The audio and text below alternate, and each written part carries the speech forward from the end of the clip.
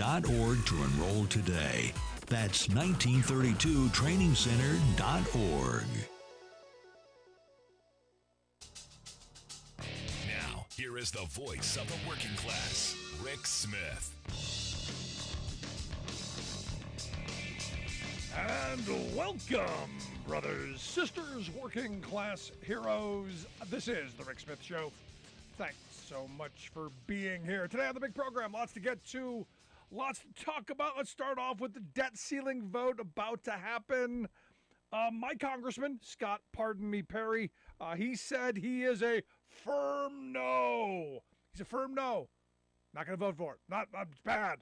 In fact, he even went as far as to call, some of his Republican colleagues swampy. Oh, that hurt. Swampy Republicans are behind the wheel of this deal, and he's not going to have it. In fact, he went as far to say that all of the reality that people have been talking about not paying your bills, evidently in his world, if you don't pay the bills, now this is a very Trumpian thing to say. I got to give him credit. He's going full on Trump here. If you don't pay your bills, nothing bad's going to happen. According to him, the United States won't default.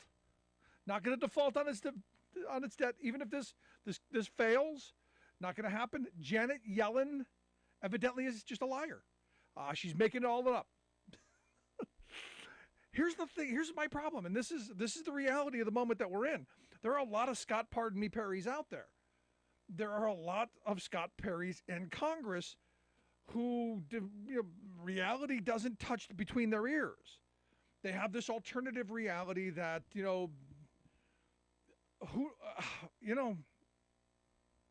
just isn't there. And look, the reason I said very Trumpian is Trump's a guy who's filed bankruptcy multiple times. He's never lost his house. Now, bad things have happened to everybody else around him, but that's not his problem. That's somebody else. And I got to think that's the Scott Perry thought process here. And look, the lunatic fringe, they're not going to vote for this legislation. They really wanted to shoot the hostage. I mean, I said from the beginning, I thought Scott Perry was one of the crazy caucus who truly did want to default, truly did want to shoot the hostage in this environment, and they're not happy. If there is a positive takeaway from this, it's that the crazy caucus isn't firmly in the driver's seat. The radical fringe didn't get everything that they wanted out of the 15 rounds of voting that it took McCarthy to become speaker and to sell his soul. It appears that all of that was for naught. All of that display, that performative bread and circus, all of that was for nothing because they didn't get what they wanted. This is what they wanted. This was their Super Bowl. This was supposed to be it.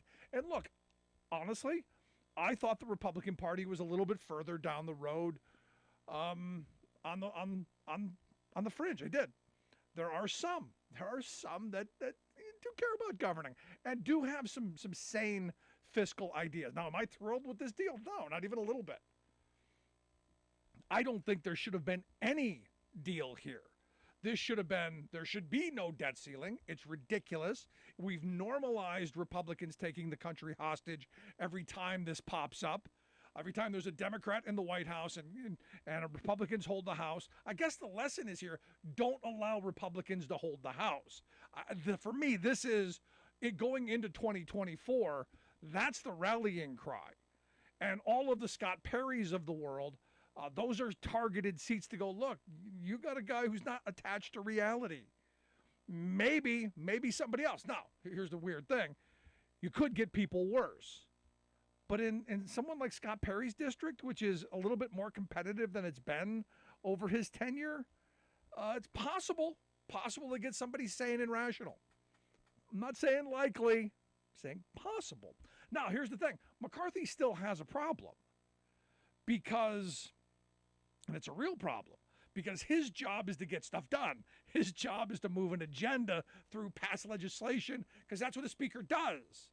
His job, pass bills. Nancy Pelosi was very good at this. But here's the thing. When you pass bills, in this kind of really tight environment,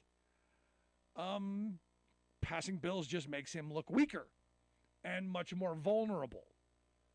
And because there's already, there's all the chatter out there. Oh, we're gonna go after him. We're gonna get rid of him. We're gonna call for a motion to vacate. And we're gonna do all this stuff. They're not doing that.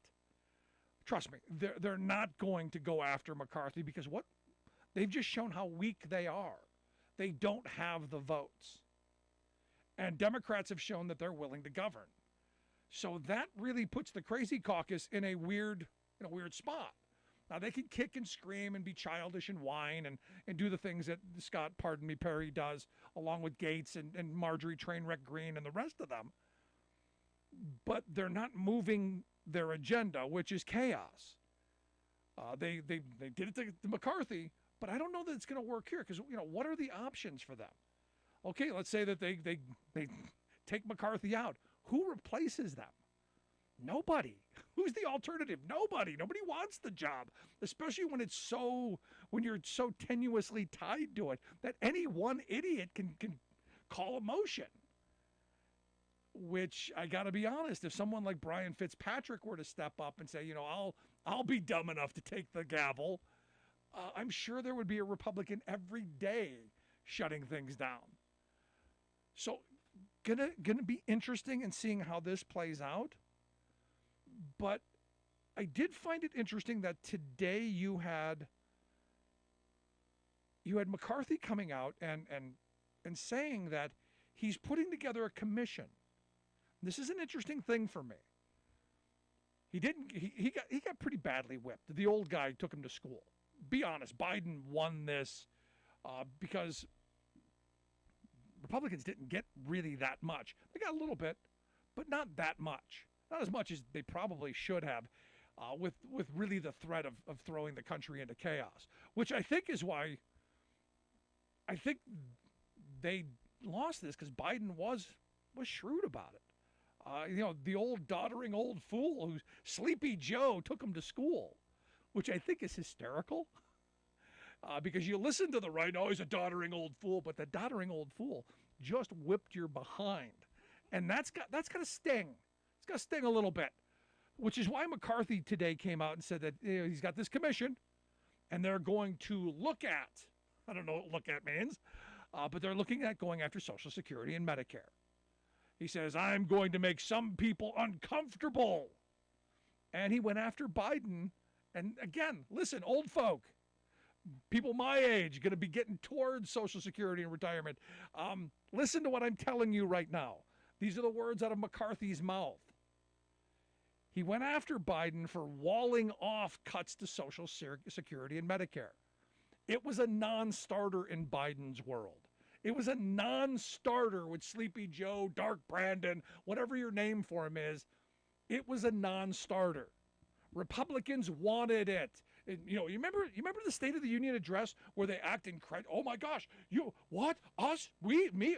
Cut Social Security? Never. We would never do such a thing except for every day that we've said we're going to. This is an interesting moment because you've now got McCarthy trying to salvage some of his reputation with the Kook caucus, going, no, relax. We'll go get him. We'll go get the stuff you want. You pass that look, listen, steal, grow, make the country bankrupt bill or whatever that was. You passed it. We got it passed. I didn't use it. Wanted no part of it.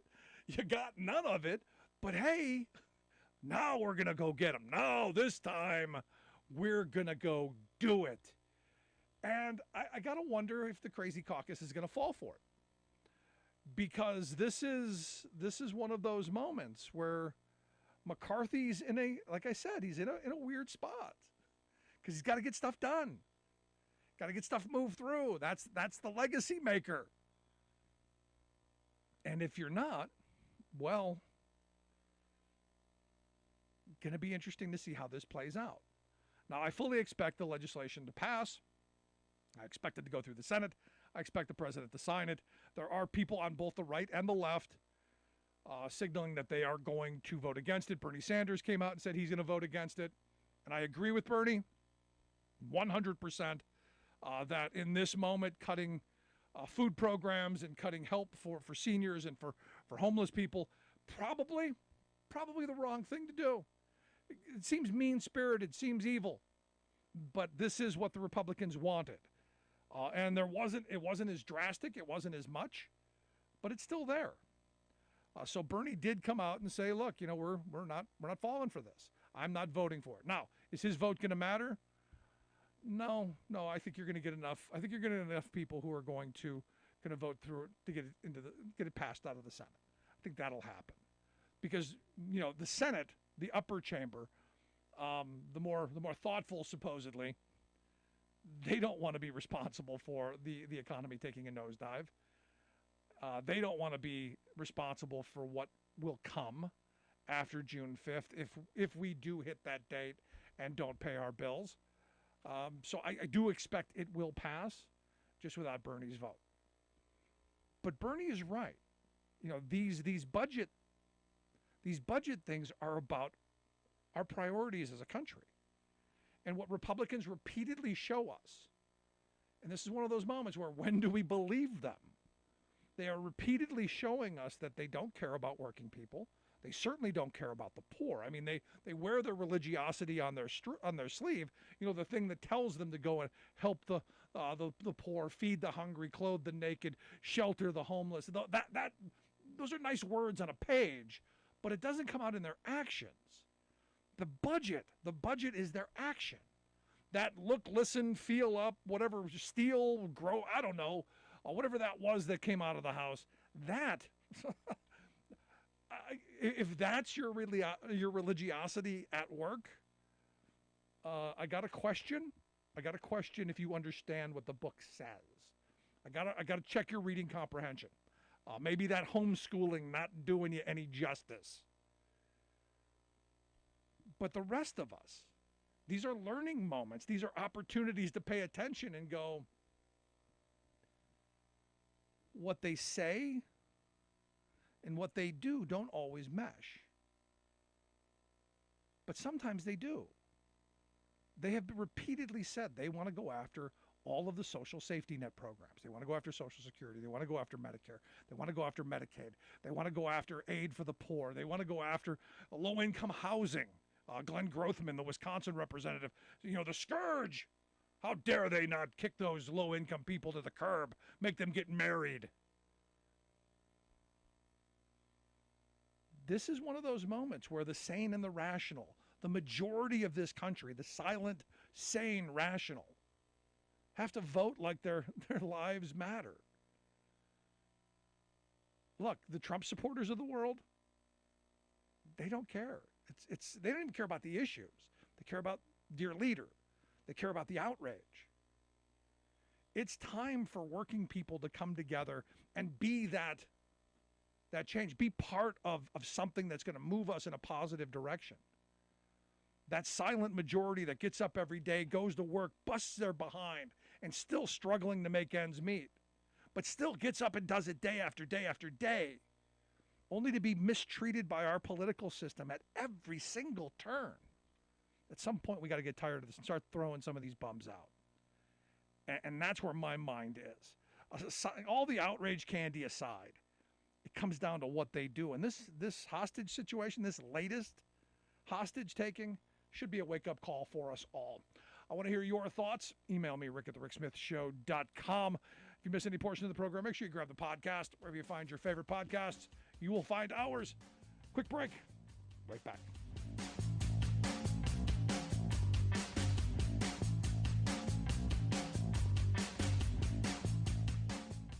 We are AFGE, the American Federation of Government Employees. We represent 700,000 federal and D.C. government workers who are the vital threads of the fabric of American life. We support our nation's military. We take care of our nation's veterans. We protect our nation's borders. We respond to our nation's crises and natural disasters. We provide services to our nation's seniors. The American Federation of Government Employees. We work for America. The phone lines are open. Give Rick a call at 1-866-416-RICK. That's 1-866-416-7425. We are AFGE, the American Federation of Government Employees. We represent 700,000 federal and D.C. government workers who are the vital threads of the fabric of American life. We support our nation's military. We take care of our nation's veterans. We protect our nation's borders. We respond to our nation's crises and natural disasters. We provide services to our nation's seniors. The American Federation of Government Employees. We work for America. Welcome back to the Rick Smith Show. Now, here is Rick Smith. I'll tell you, I find it interesting that all of the Republican frontrunners, they're all on board with default. All of them seem to want to default and take us down. And it's just one of these things where you go, what priorities do you have? Is it your narrow-minded agenda? We've got to cut and hurt poor people. When my congressman, Scott, pardon me, Perry, when he came out against it, my first thought was it must be a good deal, because he was one of the first people that I looked to. Where is he going to be on this?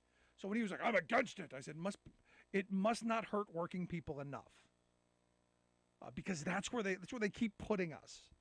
Let's quick go to the phones. Got Alice on one. Alice, how are you? Totally insane. How's that? Back to normal. What's on your mind?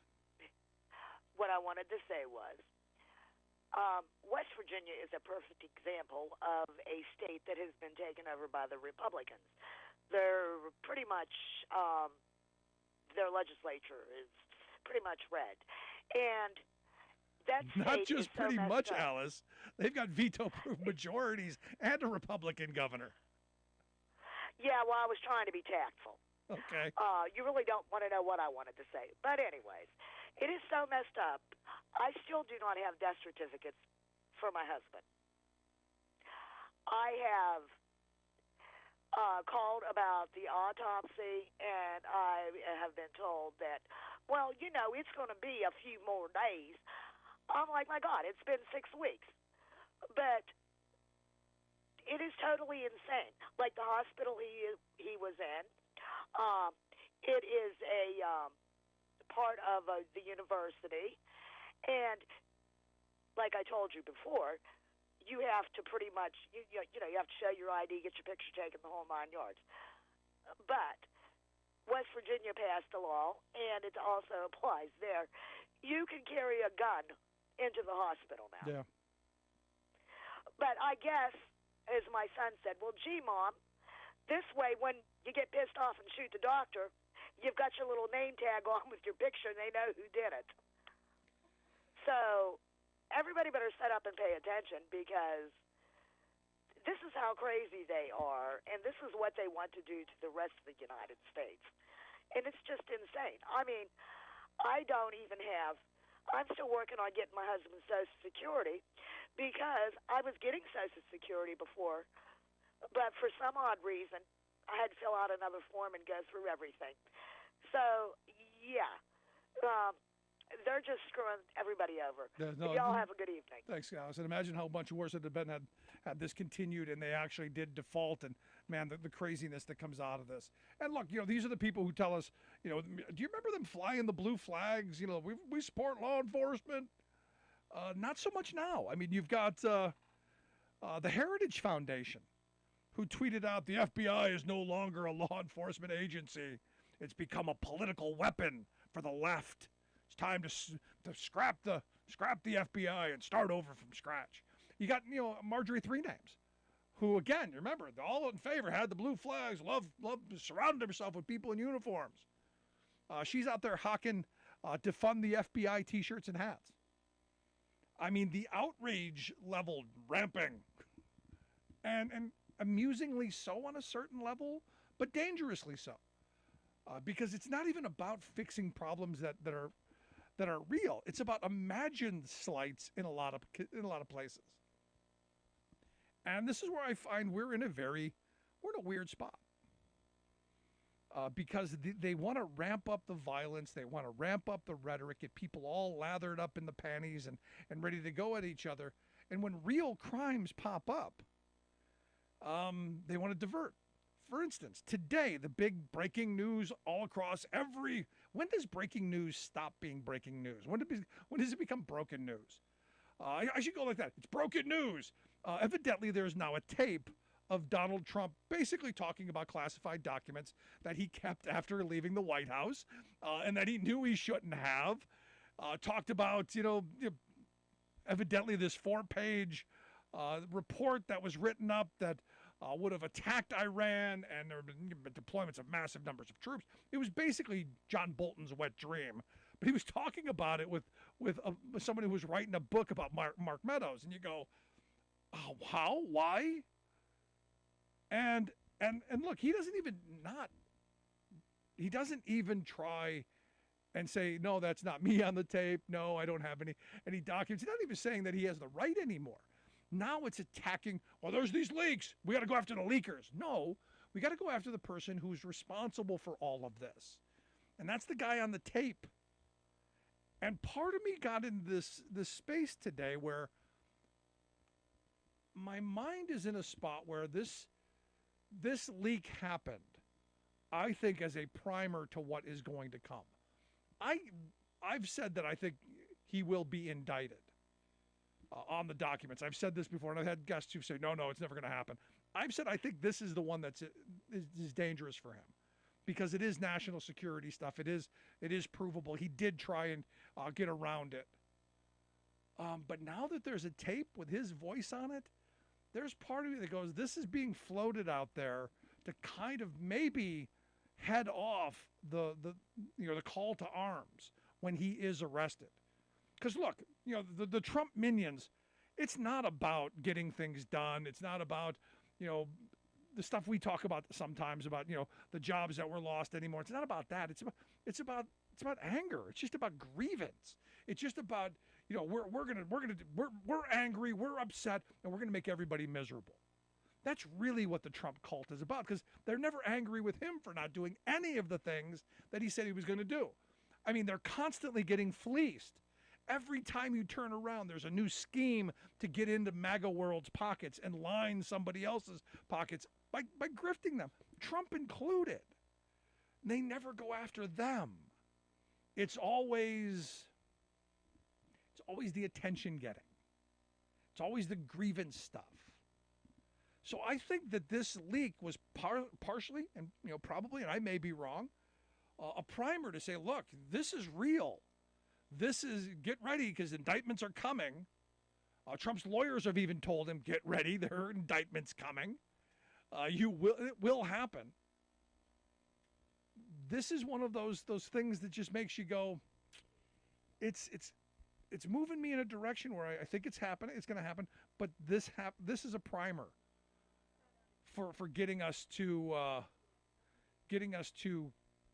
the point where we say, maybe this is the right direction. Maybe we do need to pursue this. Maybe we do need to hold someone accountable. Maybe we do need transparency.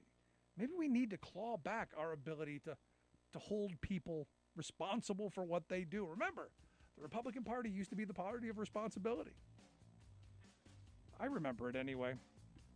Question is will Trump run while being tried? And what happens if he wins? Does he get to pardon himself? We'll ask that question and many more in the next segment. Quick break. Right back. Stick around.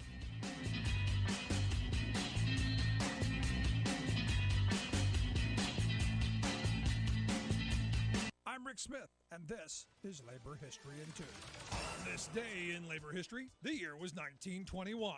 That was the day one of the worst race riots in American history began in Tulsa, Oklahoma. In a frenzy of anti-black violence, a white mob destroyed virtually the entire black neighborhood of Greenwood. Over the course of the next 2 days, as many as 300 mostly black residents were killed. Black Wall Street had been burned to the ground, leaving 10,000 homeless. The day before, Dick Rowland, a young black man, tripped as he boarded an elevator at his job. He fell against the young white woman elevator operator. When she shrieked, nearby department store employees assumed she had been assaulted. Rowland was arrested, and newspapers fanned the flames of race violence and vigilantism. And on this day, white racist mobs surrounded the Tulsa County Courthouse where Rowland was being held and demanded he be turned over to them. Returning black veterans had become increasingly assertive about their rights as citizens.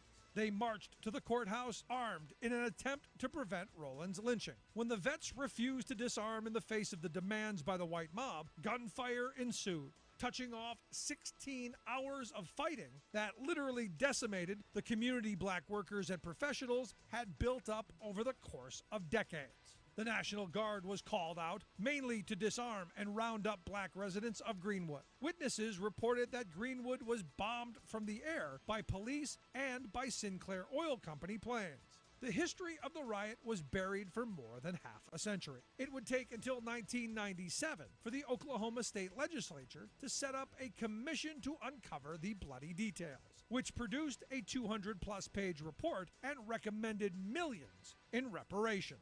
Labor History in 2 brought to you by the Illinois Labor History Society and The Rick Smith Show. Do mass protests matter anymore?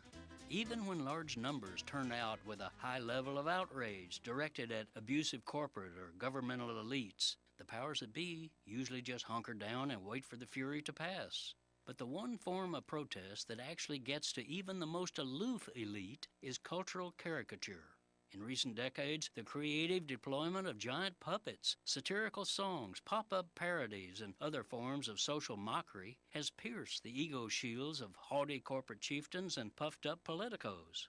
They ignore angry speeches, but public ridicule stings them personally, energizing the larger community. Consider how common household utensils can rally the people's discontent, rattle the establishment, and deliver a message of revolutionary protest. In recent years, mass rebellions, armed with nothing but kitchenware, have noisily made their points in such disparate places as Chile and Iceland. And today, the people of France are bedeviling their country's aristocratic wannabe, President Emmanuel Macron, with a ceaseless mass clanging of skillets, saucepans, spoons, and other plebeian cookware brought from their French kitchens into the streets of every region.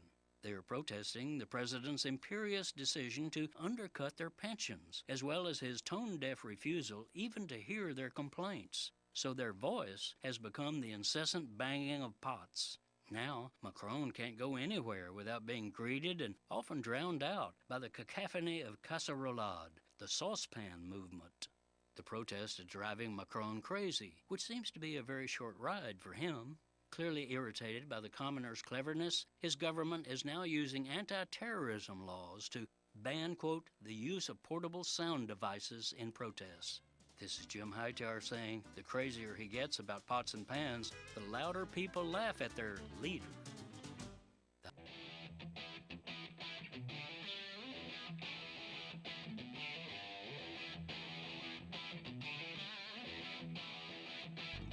Welcome back to the Rick Smith Show. Now, here is Rick Smith. So it looks like the House has approved the debt ceiling deal. It's going to allow the U.S. to borrow more money to keep the economy going and not default, not crash the global economy. The vote by a 314 to 117 margin. You had 165 Democrats joining 149 Republicans to move forward on the 99-page bill. Bipartisan. So you look, this is where I was saying McCarthy's in a weird spot. Still got the crazy people, still got them, but they're not as powerful as well. The 15 rounds of getting to be speaker would have let us believe. And here to share some thoughts on the vote and what this means for McCarthy and company, I've asked our good friend Chris Hahn to come talk with us. He is the aggressive progressive host of that podcast, also a syndicated radio host across the country. Chris, thanks for taking time for us. Thanks for having me, man. So, thoughts? I mean, 71 Republicans voted no. I think his deal to become speaker meant that any one of them can go do a motion to vacate. I don't think they have enough votes for anybody else to be speaker. So if they make a motion to vacate, do moderate Republicans, those that are left, like from the governing wing of the party, former coalition with Hakeem Jeffries and the Democrats. I mean, Hakeem Jeffries said you need 150 votes for this to pass from the GOP. They got 149. I assume that they actually got 150 because the speaker tends to not vote in the House, so they did get exactly 150. I don't know. 71's a lot. I didn't think he was going to lose 71 people, but maybe they just thought, well, some of them thought, well, it's going to pass. They don't need my vote. I don't want to be primaried. Like what's her name? Nace down in South Carolina, who I always thought was one of the more normal members of the caucus. She announced very early she wasn't voting for this. But maybe she saw the writing on the wall and said, I don't want to get primaried because she is one of the more normal ones and she's susceptible to be primaried. Yeah, and that's something that people have to understand, that there are some votes that people go whichever way that's going to get you reelected. Yeah, take a walk if you need it. Yeah. And because, look, this wasn't close. No, it wasn't close. Just like a minute ago, I talked about Senator Sanders said he's voting against it. This isn't in peril in the Senate either, I don't think. No, it's not in peril in the Senate. It's going to pass the Senate with a similar margin, percentage margin. It's going to easily pass the Senate. There are fewer crazies in the Senate. Tim Scott says he's going to vote against it because he's running for president. I don't think if he wasn't running for president, I mean, let's say he's still in the race tomorrow, assuming he's still going to be in the race tomorrow. He says he's going to vote no.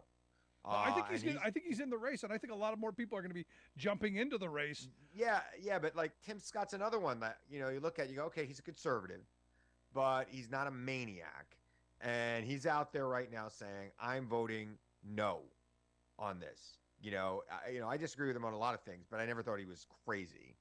I hate this. I hate the politics here. Yeah. I mean, the politics is that to be a conservative in America today, you have to burn the house down, or at least pretend to burn the house down. In the case of Scott and Mace, I don't think either one of them really want to burn the house down, but they're trying to get. Scott's got no lane in the GOP primary, but if he voted yes, there's even less of a lane. I don't get it. Yeah, I mean, you look at all of the Republican contenders for president, and they're all blow up the economy, default. We're against it, and you go. Well, Chris Christie, who's going to get in the race tomorrow. He's not in. Getting in tomorrow. That's an interesting one for me. Chris Christie is a real puncher, right? Ron DeSantis is trying to become a puncher. He's never been a puncher. I saw him say elites 70 times over the weekend. I think a guy who went to Harvard and Yale might be an elite. I'm just spitballing. Crazy. Yeah. I'm just thinking about it. I mean, Harvard and Yale. I mean, not just one, both. I don't know who the elites are. I went to SUNY Albany and St. John's. Am I elite? Is he calling me an elite? It drives me nuts. He's an idiot. He has no chance. And when he punches, it looks forced. When Chris Christie punches, it looks like it's supposed to look. And he's very good at it. I mean, he single-handedly ended Marco Rubio's presidential ambitions ever. I mean, it was him. Yeah. He had no chance of winning that primary, but when Chris Christie took him apart in that debate, Marco Rubio was gone. So the question I have for these Republican wannabes is, are they all going to follow what I think is going to be Chris Christie's lead and start attacking Trump mercilessly, so that Trump's numbers come down? Because before you could try to rise to the top, you need to take this guy out. And while he's still hovering around 60% in the GOP primary, there is no lane for anybody to become president or be the nominee of the Republican Party. So I think that what happened in 2016 was they all took turns being his buddy, and then they all lost. So I think what they should all do now is all gang up on. They should have a meeting without him, and they should go to a Baskin Robbins or something, get a scoop of whatever Republicans eat. I would imagine it's pistachio, and just go and say, okay, we're gonna get this guy. We're all gonna take shots at him every day. We're gonna take merciless shots at him for the next month.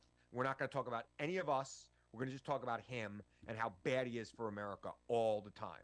And if they did that, maybe they get him down to around 30%, and then maybe one of them can win. So let me ask you this, though, because we see the breaking news, and it's been breaking all day long. So about now, it's about broken. That Right. there's a tape now, evidently Yeah. Trump admitting that there's some classified documents that he had. There's something here. I've taken this as potentially they've thrown this out as just kind of a primer that indictments are going to come, kind of to quash down any potential violence or anything along those lines. One of the reasons I like coming on your show is that you and I are both liberals, but we're Gen X liberals. So we're a little bit more realistic than some of our millennial and Gen Z brethren. Let me explain to them right now. Doesn't freaking matter. Okay? This is like the 90th time we've got him. We've got him. Oh, we've got him. No, we don't. Because his base does not care. Right? So he will still be there. They all think it's a conspiracy. They don't believe me and you. They only believe him. So, yeah, maybe these prosecutors have a case against him, and maybe they, slap a fine on him at some point. I don't know. CNN's been plugging this tape all day, but they haven't played it. Yeah, nobody's got it. Nobody's got it. I'm sorry. I don't think it matters one bit politically. It might matter in the legal cases. Maybe it causes them to bring an indictment against him. But, again, I've said this to you before. He's never going to jail. And anything short of him going to jail means he's still in the presidential race. And quite frankly, he's got to be taken out both by us or by his own people. I mean, they need to form a coalition among all the Republican wannabes for president to go after this guy. Because look, there's nobody more dangerous than Donald Trump. I agree. And I do think there is nobody that is easier to beat than Donald Trump, but he doesn't have a zero chance of becoming president. In fact, I put it like 35%, which is pretty damn good. That's that's a 2 in 5 chance of becoming president of the United States, and 2 in 5 chances come in a lot. So it's not something that I want to play a game with. I would rather go up against Chris Christie, who I don't agree with on most things, but at least he's a rational human being who's not going to burn this country to the ground. Would you rather have Christie up against Biden? Because there's part of me that goes, the only way I think we move forward as a country is by taking Trump out at the ballot box. Yes. By having that. But I think if the Republican Party can take him out at the ballot box, I think that's good. I think that's better than us waiting for the results on election night in November. And having riots in the streets from skinheads who think that this guy wins no matter what. It's time for this guy to take a beating, and somebody's got to bring the fight to him. I mean, one of the reasons why, look, I worked for Chuck Schumer. You know this, right? Yeah. And Alphonse D'Amato was senator here in New York, a state that should not have had a Republican senator or Republican governor. It was overwhelmingly Democratic, even in the 80s and 90s when D'Amato was flourishing in politics. And what happened was every 6 years, D'Amato would face a very gentlemanly opponent who wouldn't mix it up with D'Amato until Chuck Schumer came along and punched him in the face. And that was it. Figuratively, of course. Figuratively, of course, right. I don't subscribe to violence in politics. I'm using metaphors. Until one of these Republicans are willing to go sharp at this guy every day, relentlessly, and bring it all up. Yep. The five kids from the 3 wives, the crime, the scams, the charity stuff. Bring it all up like it's not coming from me. Coming from Chris Christie, coming from Ron DeSantis, coming from, Tim Scott or Nikki Haley or Mike Pence. Mike Pence needs to come out in his announcement next week and say, that man tried to kill me. And not only did he try to kill me, he tried to tear apart the United States Constitution. And he has no business being on the ballot for my party. And if he doesn't say that, forget him. He's worthless to American politics. Will Mother let him do that, though? I mean, I don't think so. I think he needs to. I think he needs to stay calm. That's the way they like to do things in whatever weird religion he's part of. So I don't think that's the answer right there. The guy tried to murder me. He tried to have me get hung. out there. Mike Pence did the right thing. I'm sorry. Mike Pence did the right thing. Like hat tip to Kevin McCarthy today. Did the right thing. Yeah. Right. He doesn't always do the right thing. Mostly does the wrong thing, but he did the right thing today. Blind squirrel found the nut. Right. Mike Pence did the right thing on January 6th. He stood firm. Not only did he the right thing, he did a very courageous thing by staying in the Capitol. I respect him for that. He needs to take advantage of that. And he needs to say, that guy tried to kill me and the United States Constitution, and I didn't let him. And if he says things like that, maybe he'll have a chance to win some delegates to the Republican National Convention. I don't think so. No chance. Because I don't think so either. But you know what? What does he have to lose by saying that? How delusional of a human being is he? Look, there are, I tend to subscribe to Malcolm X a little bit. And when people try to kill you, any means necessary. Get out there and fight back, Mike. What's wrong with you? No, it's the same thing I say about Democrats. I've always. And by the way, tell your social media people not to quote me on that one because it's too easily cancelable, and I don't want to be misquoted. Yeah, heaven forbid we're canceled. Get the stenographer out there. That's not what I really said. No, but here's the thing, and I've always said this about Democrats. In a street fight, the best you're going to get out of a Democrat is an offer to hold your coat. Right. I want people who are going to ball up their digits and get in there and mix it up. The only way to do it. And this is what we need. We need people who are going to fight for working class values, fight to move things forward. But here's the thing, and this is where it's why I have the nickname the aggressive progressive. I got it. That's why I love you. And, I love you, brother. It's like people think it means I'm the biggest progressive. No, I want to win. Yep. I want to win. No, and this is where I think where Trump has this advantage of he doesn't have to produce anything. He's got this godlike. Yeah. His base has put him up on this pedestal. They never hold him accountable for the things he never does. There's no wall. He didn't make their lives better. He didn't bring manufacturing back. He didn't do any of that stuff. In fact, his buddies scammed him into paying for a wall, and then he gave them pardons when they got convicted for it by his own Justice Department. It wasn't my Justice Department. It wasn't the Biden Justice Department that convicted Trump's allies that he let out of jail. It was his own Justice Department, Bill freaking Barr. Yeah. Come on. And they're going to just let this guy walk back in there. Nikki Haley's going to say some mildly, strong things to him. No, I'm sorry, Nikki Haley, you know better. Okay. You've been around guys like Trump your whole life. It's in your book. You need to start pushing back. Going to be interesting to see how this plays out. You're listening to the Rick Smith Show with Chris Hahn, the syndicated radio host and host of the Aggressive Progressive podcast. Wherever you find your favorite podcast, you'll find that. Also, check out his website, ChristopherHahn.com. By the way, one thing I'll say about guys like Chris Christie, Nikki Haley, I don't like their politics, but if they lose an election, they're going to tip their hat and say congratulations. And that's what American politics used to be, right? We can't have a guy on running on a major party line who is going to say, I won no matter what. Yeah. And he's going to get some people to believe him. And let me tell you something. I think it's going to be worse next time. We're going to be prepared for it, but it's going to be worse. No, we've normalized crybabies. And it was when we were kids, if you lost Whiny a game. am I allowed to say the B word on this show? I'd prefer you Whiny. Okay, I won't say it. And I don't like saying it because I do have one, and they are beautiful dogs. I don't like saying Beautiful, yes, we'll go there. But this is one of those things where when we were kids, we're about the same age. You lost at something, you sucked it up, you shook someone's hand. I'll get you next time. Now it's just a bunch of kids throwing temper tantrums and lashing out. And speaking of temper tantrums, by the way, the reason I made my kids play sports was to learn how to lose. Yeah, no, not absolutely. to learn how to win, to learn how to lose. I'm with you on that. So I want to get to this before I let you go. I don't know if you've been noticing the cancel culture on the right. You remember all the whining and complaining? Because you said a moment ago you're afraid of getting canceled. That's because of all those lefties you're afraid of. But it's the right now canceling everybody. In fact, I got to get your thoughts on the canceling. I get going after Bud Light. I get going after Target. I get going after Walmart. I get that. I don't get going after Chick-fil-A. They're going after Chick-fil-A now? Yes, because they hired back in 2021 one of those DIE or DEI executives, and it's the end. They're canceled. Here's what I have to say to my conservative friends out there. Maybe they should try to look up what capitalism is, right?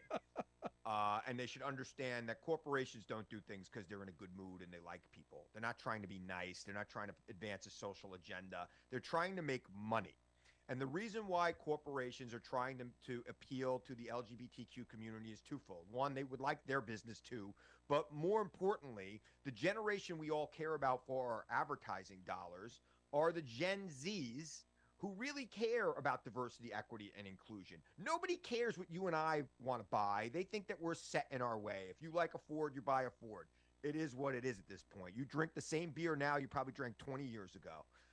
You know, and we're not trying new things, but Gen Z is, and they care about that, which is why Chick-fil-A and Walmart and Target and Bud Light and the NF freaking L have diversity, equity, and inclusion programs and will appeal to the LGBTQ community, to women, and to other people that these God-fearing capitalists don't want, because they don't understand capitalism. Yep. They're honestly what they are socialists or worse. I'm They going are fascist. communists.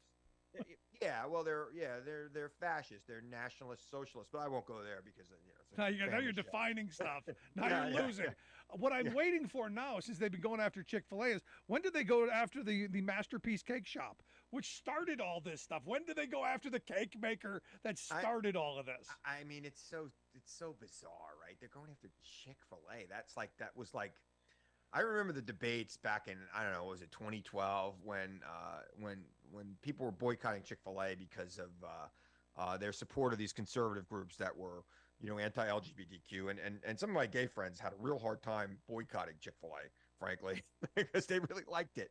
But the fact that, that was like the conservative safe space, Right. Chick-fil-A. Exactly. So for them to now say they're going to boycott that, I don't know, what are they going to do? Just cook at home?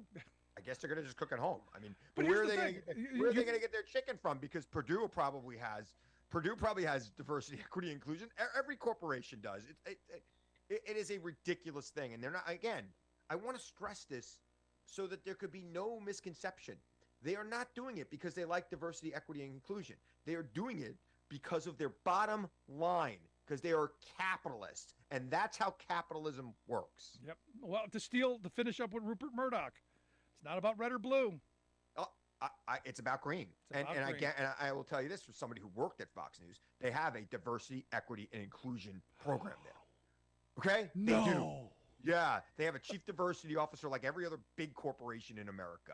And they have, by the way, they had a recycling program. I mean, they had a whole thing, all sorts of things that viewers probably were like, what? Oh, and guess what? A lot of the people who work there are actors and liberals. Yeah. No, I'm heading to the Talkers Conference here tomorrow and Friday. Is it at Hofstra? You're going to Hofstra? I'm going to Hofstra tomorrow, and yeah, it's on Long Island where I am. I just unfortunately can't be there. And it's one of those things where every time I go to these things, it's exactly what you said. It's not about the message or the ideology. It's about the sale. It is. It just is what it is. And when you pull back the veneer on a lot of these right wing mouthpieces, it's not about red or blue. It really, truly, honestly is about green. And by the way, all this outrage is artificially manufactured by people trying to make some money. That's it. They want some line. They want some clicks. It's disgusting, and there's a special place in hell for them. There you go. Good stuff, Chris. I appreciate the time, man. Always great stuff.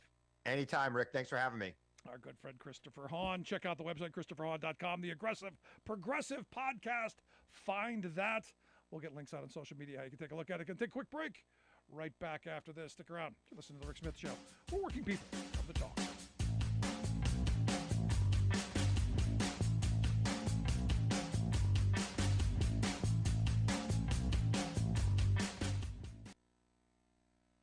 I'm Rick Smith, and this is Labor History in 2. On this day in labor history, the year was 1987. That was the day that Rose Will Monroe, one of the women who came to be known as Rosie the Riveter, died in Clarksville, Indiana. She was 77 years old. Rose had gone to work in a factory making B-52 bombers in Ypsilanti, Michigan during World War II. She was one of thousands of women in the United States who entered the industrial workforce to support the war effort, while more and more men entered the armed forces. While Rose Will Monroe worked at the factory, the image of Rosie the Riveter was already becoming perhaps one of the most iconic symbols of U.S. labor. The nickname Rosie the Riveter was first used in a song in 1942. The song was inspired by another real-life Rosie. Rosalind P. Walter worked during the war building Corsair fighter planes. Along with the song, a popular poster showed Rosie with a red kerchief tied around her hair, sleeves rolled up, arm muscles flexed, showing the strength of women workers. "We Can Do It" was emblazed across the top of the poster. Then, an actor by the name of Walter Pidgeon visited the Ypsilanti factory. He was helping to make a promotional film to support the war effort at home. When he found out there was a real Rosie who worked as a riveter in the plant, he recruited her for the film. The image of Rosie the Riveter lives on as a symbol of labor and women's empowerment. All the day long, whether rain or shine, she's a part of the assembly line. She's making history, working for victory. Rosie, the Riveter, keeps a sharp lookout for sabotage. Sitting up there on the fuselage, that little frail can do more than a male can do. Rosie, the Riveter. Labor History in 2 brought to you by the Illinois Labor History Society and The Rick Smith Show. For more information, go to laborhistoryin2.com. Time on the riveting machine when they gave her a production. You're listening to The Rick Smith Show, where working people come to talk. I gotta tell you, it's been really interesting watching the extreme right whine and complain about the woke and the cancel culture, only to go on a whiny, hissy fit rage fest. I mean, it really has been, just to sit back and watch the hypocrisy and the idiocy and going after their own safe space at Chick-fil-A is just, look, it just shows that their rage is the point. It's not about, they don't care about diversity or equity or kids, or it's not about any of that. It's about tearing apart the country. It's about ripping things up. It's about breaking things. It's about like a 2-year-old throwing a temper tantrum. These are attention seekers. These are chaos merchants. All they care about is getting seen, getting clicks and views. Because without the camera, without that thing going, "I see you," without that, there's nothing. It's not about protecting the children. It's not even about protecting their white privilege or anything like that. It's about getting attention and then getting more attention and more and more and more. Because, quite frankly, they're whiny children. And as I've said, without these cameras, without, "I'm going to get you, without these gotcha moments, no one cares about them. The thing that, Chris and I agree on as Gen Xers, you take care of bullies. When we were kids, you'd have done half this stuff in our neighborhoods. It wouldn't have happened. But understand, the outrage is the point. The issue doesn't matter. The issues never matter. It's about the rage and it's about the money. It really is. I have had numerous conversations over the years with folks who do right-wing outrage radio. I try not to be the outrage merchants. I try not to be in that world of, what you get here is you get my opinion, what I really believe. There's no sales behind what I say. Now, I do find it interesting, and I've gone to these conferences in the past, of which we're going to be taking a couple of days off to attend. And it really is. It's about the money. It's about the sale. It's about keeping people tuned in. It's about the issue. In fact, John Cooper, somebody I follow on Twitter, wrote a story about, when he met Sean Hannity. And it was, evidently he had done something as a county executive about passing some kind of a bill that was going to make people's lives better or safer. And, Hannity just ran over it. And then afterwards said, hey, I love the bill. That was great. And it made him look like an idiot and was against it on air. But behind the scenes said, no, it's actually going to help save people's lives. It's probably a good thing. The on-air persona and the off-air are completely different because it's about keeping people riveted in their anger. It's about keeping people all riled up and bunched up in the panties and going after, the boogeyman. And it's always the other. You put whoever you want in that category, and that's who the right wing is going to point the outrage machine towards. It's outrageous, but it's about the money. Simple. Tonight, most of the island is without power, and officials say they're only just beginning to survey the damage. Super Typhoon Mawar slams into Guam. Global heating could expose billions to unlivable temperatures by 2100. Plus, stop right now.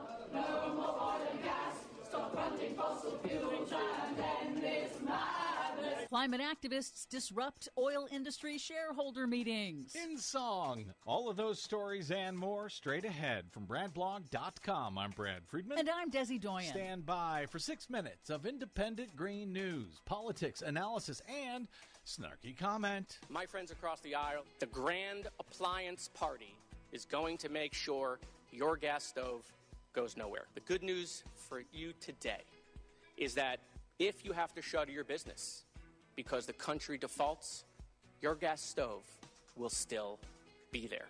Oh, I feel much better. This is your Green News Report. I look forward to the legislation of our time, the Appliance Bill of Rights. Okay, Desi Doyen, it kind of spun up out of nowhere overnight, but a huge storm in Guam. Yes, nearly the entire island of Guam is